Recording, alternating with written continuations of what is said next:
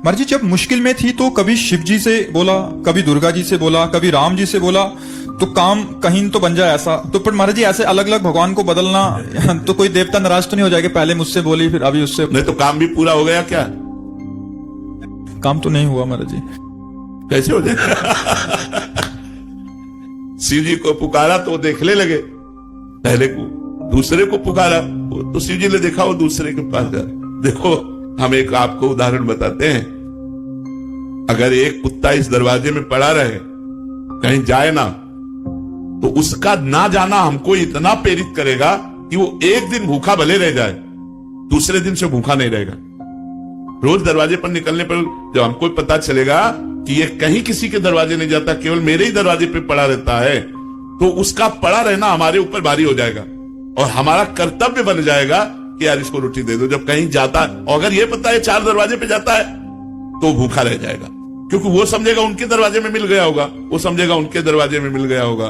तो इसीलिए हमको भगवान की अनन्य भक्ति करना चाहिए।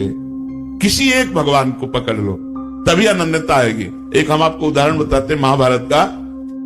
उपमन्यु नाम के एक ऋषि थे, उनके पिता पहले ऋषि मुनि सब जंगल में वास करते थे, गृहस्थ होते हुए भी, तो वो कभी किसी से दान नहीं लेते थे।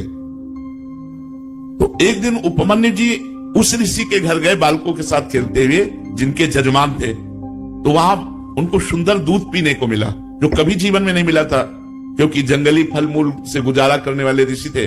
उपमन्यु जी ने अपनी मां को आके कहा मुझे दूध दीजिए जैसा मैंने उनके घर में पिया। तो उनका तुम्हारे पिता किसी जजमान का दान नहीं लेते, इसलिए हमारे पास न गाय है, न सुविधा है, न दूध दे सकते हम आपको।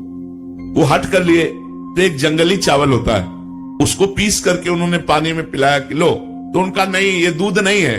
तो उनका अगर तुम्हें दुग्ध ही पान करना है तो भगवान शंकर की आराधना कर। बड़े आवेश में कहा, और जो चाहेगा तुझे प्राप्त होगा। तो उनका मां फिर मुझे आराधना का नियम बताओ। तो उन्होंने नियम बताया और पंचाक्षरी मंत्र उनको दिया। वो 10,000 वर्ष तक दाहिने पैर के अंगूठे केवल खड़े होकर पंचाक्षरी मंत्र हाथ उठा के जपते रहे 10,000 वर्ष तक। भगवान शिव प्रसन्न हो गए। बहुत वैसे तो आशुतोष है और उद्धरदानी बड़े शीघ्र प्रसन्न होने वाले। अब उन्होंने परीक्षा ली, इष्ट परीक्षा भी लेता है।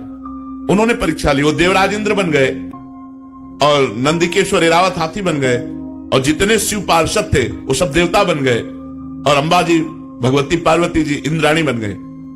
और उनका वरम ब्रूह, नेत्र खोलो और वरदान मांगो। उन्होंने नेत्र खोला, देखा ये तो देवराज इंद्र का समाज, उनका जो तुम्हारी इच्छा वो मांग लो। तो उन्होंने प्रणाम किया और कहा देवराज इंद्र और समस्त देव समाज आपके चरणों में प्रणाम है, पर आप जाइए, मुझे आपसे नहीं चाहिए, मुझे भगवान शिव से चाहिए। चूंकि भगवान शिव ही थे तो उपहास करने लगे। तो उनका सावधान, मैंने ना आपको बुलाया है, ना मैंने आपसे मांगा है, आप स्वयं आए हो तो हम आपको नमस्कार करके वापस भेज रहे हैं। पर यदि आप हमारे इष्ट की निंदा करेंगे तो आप ऐसा ना समझिए, हमारे इष्ट के मंत्र में इतनी ताकत है कि मैं एरावत सहित तुम्हें अभी भस्म कर दूंगा। अब चूंकि भगवान शिव थे तो डरने वाले तो थे नहीं, फिर उपहास करने लगे शिव का। तो एक अघोर मंत्र है भगवान शिव का। हम लोग जब संन्यास मार्ग में थे तो उस मंत्र का परिचय हमें प्राप्त है।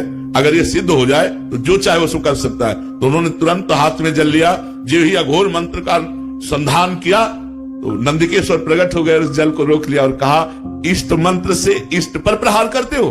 तब देखा तो भगवान शंकर, पार्वती और समस्त पार्षदगण, तो उनका त्राहिमाम शरणागत वत्सल भगवान शिव रक्षा करो। हमने तो देवराज इंद्र समझकर प्रहार किया। बोले नहीं वत्स, मैं तुम्हारी परीक्षा लेने आया था कि देखें तुम एकनिष्ठ हो या केवल अपनी चाह पूर्ति करने वाले, जैसे आपने प्रश्न किया। अब बोलो क्या चाहते हो। तो उनका जो हमारी काम